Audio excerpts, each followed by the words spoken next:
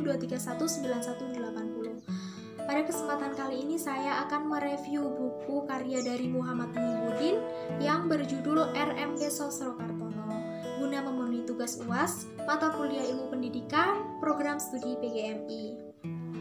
Nah, buku ini ditulis oleh Muhammad Muhibbuddin dan diterbitkan oleh Araska, cetakan pertama Januari 2019.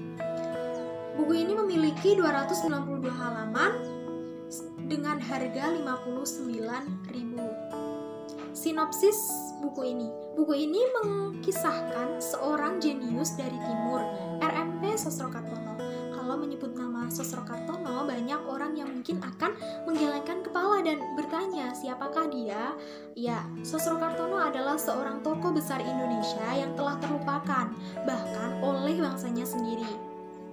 Sosrokartono merupakan tokoh intelektual dan manusia jenius yang menguasai banyak bahasa dan mempunyai jasa besar bagi bangsa Indonesia. Beliau menguasai bahasa Inggris, Prancis, Jerman, Tiongkok, dan lain sebagainya. Hebatnya, beliau belajar secara otodidak dan kemampuan itu sangat membantunya selama hidup di negeri orang. Di Belanda, kemahirannya berbahasa negeri yang menjajah Indonesia tersebut membuatnya bisa menempuh pendidikan tinggi hingga memperoleh gelar doktorandes. Di negeri kincir angin, julukan Belanda pula, kecintaannya kepada Indonesia di tanah air buah pikiran Sosrokartono itu membuat Belanda menerapkan politik balas budi kepada Indonesia. Tapi sikap kritis tersebut juga menjadi bumerang baginya. Program doktor yang diidam-idamkannya gagal gara-gara beliau berlawanan dengan dosennya Snog Horgronje. Gagal menjadi doktor tak membuat Sosrokartono patah semangat. Pekerjaan menantang diterimanya, yakni menjadi wartawan sebuah koran Amerika Serikat, The New York Herald. Sebuah liputan yang dilakukannya membuat dunia tercengang. Sosrokartono mampu mendapatkan peristiwa perundingan antara Jerman yang kalah perang dengan Prancis yang berlangsung dalam penjagaan sangat ketat.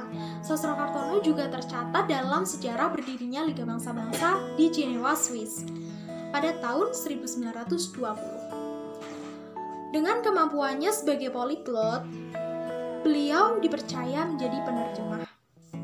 Sebagai orang yang sangat getol memperjuangkan kemajuan dan kemerdekaan bangsa dari kolonialisme, kepulangan Sosrokartono ke tanah air dipandang sebagai ancaman bagi Belanda. Karenanya, saat baru tiba di tanah air dari pengembaraan intelektualnya di Eropa itu, Sosrokartono ditawari beragam jabatan oleh pemerintah Belanda supaya bersedia berkompromi dengan rezim kolonial itu. Tapi tawaran itu ditolaknya mentah-mentah. Dia lebih memilih berjuang untuk bangsanya yang saat itu masih dalam cengkeraman penjajahan dan melayani seluruh umat manusia, utamanya mereka yang menderita.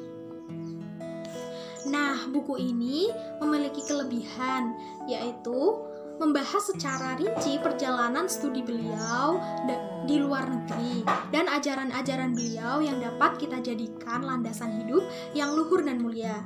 Kalau dilihat dari segi fisik, buku ini menggunakan tulisan tinta yang jelas dan kualitas yang baik, dan juga dilengkapi dengan footnote yang semakin memperjelas pembahasan dan referensi, sehingga dapat mengantarkan kepada siapa saja yang membacanya pada wawasan yang lebih luas. Selain memiliki kelebihan, buku ini juga memiliki kekurangan, yaitu dari segi covernya yang kurang menarik dan juga halaman yang tebal, sehingga mengurangi minat para pembaca. Selain itu, banyak sumber yang berasal dari satu buku yang sama. Juga dalam buku ini tidak ada satupun foto, baik sosok Sosrokartono maupun aktivitas yang lain. Oke, cukup sekian yang dapat saya sampaikan. Kurang lebihnya mohon maaf. Wassalamualaikum warahmatullahi wabarakatuh.